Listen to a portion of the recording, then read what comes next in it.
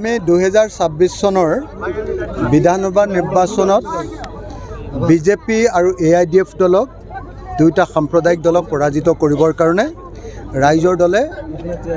26 অক্টোবৰ 2024 তাৰিখৰ পৰা এলানি মিটিং গণসমাৱেশ আৰু যোগদান কাৰ্যসূচী হাতত লৈছোঁ আৰু তাৰে অংশ হিচাপে 2026 চনত যাতে বিজেপিক হৰুৱাব পাৰোঁ আৰু AIDFক হৰুৱাব পাৰোঁ, দুইটা সাম্প্ৰদায়িক দলক যাতে বিদায় দিব পাৰোঁ, তাৰে কাৰণে আমি আজি পিয়াজবাৰী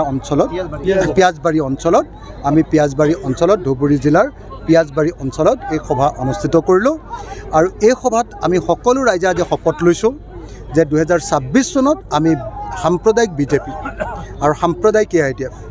হিন্দু সাম্প্ৰদায়িক দল বিজেপি আৰু মুছলমান সাম্প্ৰদায়িক দল AIDF, এই দুইটা সাম্প্ৰদায়িক দলক আমি বিদায় দিম আৰু অসমত আমি ধৰ্মনিৰপেক্ষ চৰকাৰ বনাম। সেই সিদ্ধান্ত আজি গ্ৰহণ কৰিছে আৰু সেইকাৰণে বহুতে মোক কৈছে যে তুমি মুছলমান এলেকালৈ কিয় ইমানকৈ আহিছা। মই মুছলমান এলেকালৈ এইকাৰণেই আহিছোঁ যে মুছলমান এলেকাত যদি মুছলমান মানুহে এই ইংগিত নিদিয়ে যে এইবাৰ আমি AIDFক বিদায় দিম, তেতিয়াহ'লে উজনি অসমত আকৌ বিজেপিয়ে হিন্দু সাম্প্ৰদায়িকতাবাদ কৰিব। সেইকাৰণে নামনি অসমৰ মুছলমান মানুহে যে এইবাৰ AIDFক বিদায় দিবলৈ সিদ্ধান্ত লৈছে, সেই কথাটো উজনিৰ ৰাইজক জনাবৰ কাৰণে মই মাজে মাজে নামনি অসমলৈ আহি আছোঁ আৰু নামনি অসমৰ মুছলমান ৰাইজে মোক স্পষ্টকৈ কৈছে যে AIDFক আমি কোনোপধ্যে এইবাৰ ভোট নিদিওঁ, AIDF এইবাৰ অসমত নীল মাৰিব বুলি মোক মানুহে কৈ আছে। গতিকে মই উজনিৰ ৰাইজক ক'ব খুজিছোঁ, উজনিৰ ৰাইজে সকলোৱে জানি লোৱা দৰকাৰ যে মুছলমান ৰাইজে মুছলমান সাম্প্ৰদায়িক দল AIDFক বিদায় দিব খুজিছে, আমি হিন্দু মানুহেও হিন্দু সাম্প্ৰদায়িক দল বিজেপিক বিদায় দিব লাগিব। তেতিয়াহে আমাৰ দেশখনত মূল্যবৃদ্ধি আমি হ্ৰাস কৰিব পাৰিম, তেতিয়াহে আমি সকলো মানুহে শান্তিৰে থাকিব পাৰিম, তেতিয়াহে আমাৰ দেশৰ সম্পদ বিক্ৰী নাইকিয়া হ'ব, তেতিয়াহে আমি হিমন্ত বিশ্ব শৰ্মাৰ নিচিনা হঠকাৰী, স্বৈৰতান্ত্ৰিক, হিটলাৰী,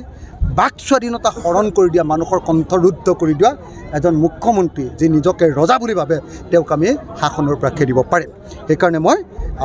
এনেকৈ এই গণসমাৱেশবিলাক অনুষ্ঠিত কৰি অসমত এখন ধৰ্মনিৰপেক্ষ চৰকাৰ প্ৰতিষ্ঠা কৰিবৰ কাৰণে সকলো বিৰোধী দলক একলগ কৰি কংগ্ৰেছ, ৰাইজৰ দল, আপোনাৰ AJP,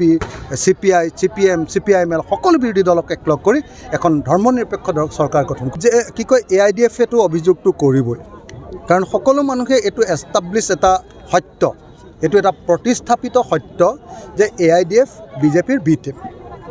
এতিয়া AIDFটোক আমি একেবাৰে নামনি অসমৰ মুছলমান ৰাইজৰ পৰা লোকসভা নিৰ্বাচনত মোটামুটি নাইকিয়া কৰি দিলোঁ, বৰাকতো নাইকিয়া কৰি দিলোঁ, নামনি অসমতো নাইকিয়া কৰি দিলোঁ, যিকণ আছে সেইকণৰো শিপা খান্দিবৰ কাৰণে মই ইয়ালৈ আহি আছোঁ। সকলোৱে জানে AIDFৰ শিপাখিনি খান্দি নাইকিয়া কৰি পেলাবৰ কাৰণে মই ইয়ালৈ আহি আছোঁ, যাতে পঞ্চায়ত ইলেকশ্যনত AIDF আকৌ উঠি আহিব নোৱাৰে।